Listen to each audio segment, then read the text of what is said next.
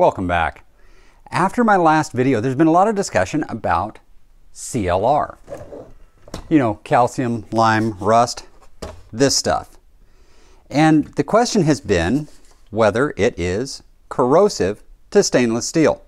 Well, I just so happen to have a barrel stub that I've been using as an engraving test article, and I thought, why not? Let's do a test. So we're going to put this in a cup with some CLR overnight and just see if we get any corrosion.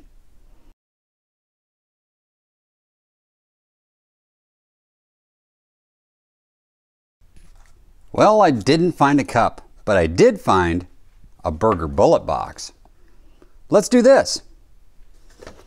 So what we're going to do is we're going to take this guy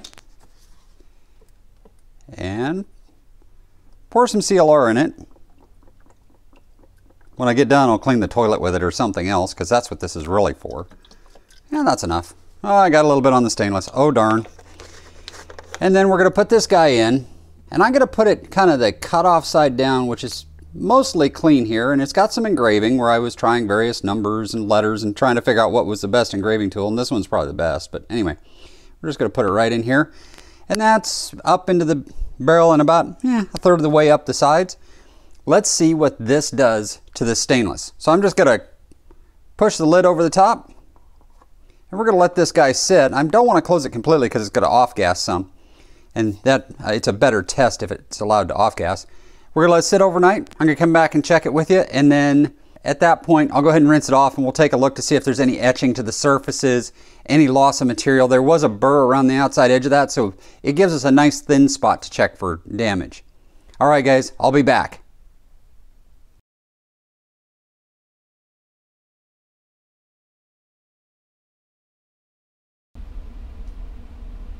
Oh man, I just walked out here and took a look at this. You gotta see this. See that discoloration? That's 2 hours.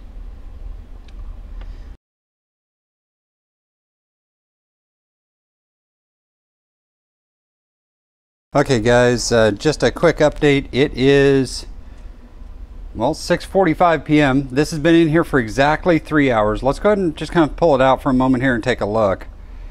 I'm pretty sure you're going to be able to see that discoloration. It's definitely etching the surface of the steel. Let me wipe this off real quick with a patch so you can kind of see this side. Yep, definitely etching the steel. The patch did get some discoloration from it. Just rub it a little bit here. We're between the ABC and the BRU here. Yeah, it's definitely discoloring the patch. Definitely got some etching on the steel. And around here where it says test, you can see how the T is all black inside. And it actually looks slightly different from what's next to it. So I'm going to put it back in here. Now this is only 3 hours. This is what happens if you are cleaning your barrel and you get distracted for just a couple hours by something that happens around the house or whatever. But let's go ahead and run this for several more hours. I'll check it again in the morning to simulate maybe you cleaned the barrel and some CLR got into the threads between the action in the barrel, or got into the lug recesses, is sitting in the bottom of the chamber and you didn't get it swamped out quite as well as you should have. Liquids find their odd places inside of actions and stuff when you're cleaning barrels. So let's just take a look and see what it looks like in a couple hours.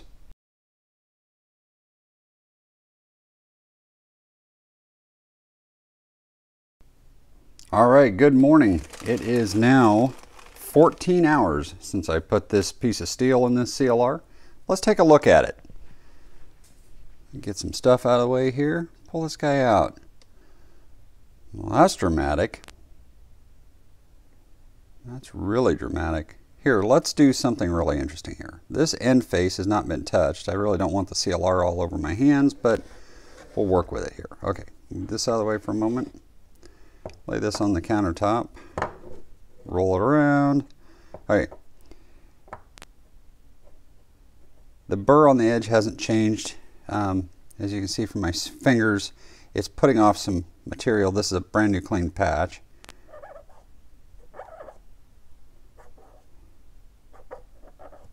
Now there was no carbon on this. It was a brand new piece of barrel and perfectly clean. Okay, there you go. So you tell me, what's that? That's oxidation. That's the beginnings of rust.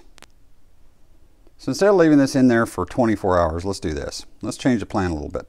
Let me clean this up with a patch, not a bunch of extra liquid or anything, just wipe it off. And then we'll leave it sitting out for the next 12 hours and see what happens to the steel after being patched off. Interestingly, we have a difference here that I can feel with my fingernail across this line. Let me get this patched off and wiped off real good with some paper towels, and I'll be right back. Okay, I pushed a patch through the inside of it and rubbed it down real good with a paper towel. This simulates what happens when you patch out a barrel after using something and then leave it dry after dry patching. Now, I don't want to add any chemicals to this. The reason is pretty simple. No matter what I add, someone will claim that that was what caused the problem, but what I can say is I can feel a difference coming across here. There is a slight difference across there. I might try taking a micrometer across it, but with all the engraving, I don't think I'll get a clean spot to do that on. It definitely has some difference there. Kind of rub this hard. See if I can get some of this off. No, that's pretty much the surface of the steel. So the steel has taken on a sandblasted appearance. And as you can see by my engraving, it has darkened even down in the engraved sections. This face is dulled quite a bit from what it was before we started.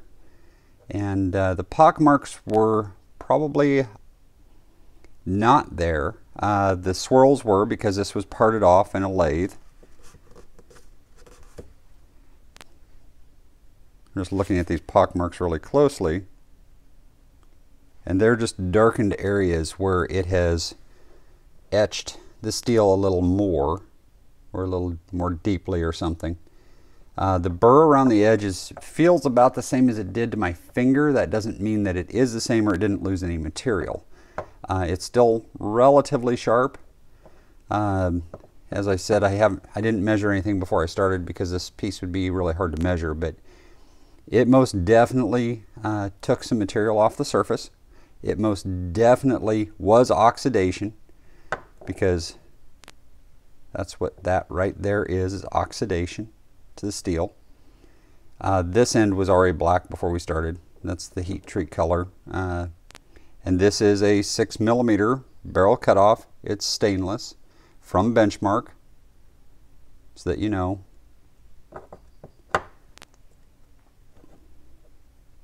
And that is absolutely ridiculous, the amount of damage it's done to that steel just sitting in that liquid for 14 hours. I'm going to leave it here sitting like this for 8 or 9 more hours and just see if anything changes. Sitting out in the oxygen now, because sitting under a liquid you're going to have limited amounts of oxygen available. Let's see if it rusts now. I'll be back.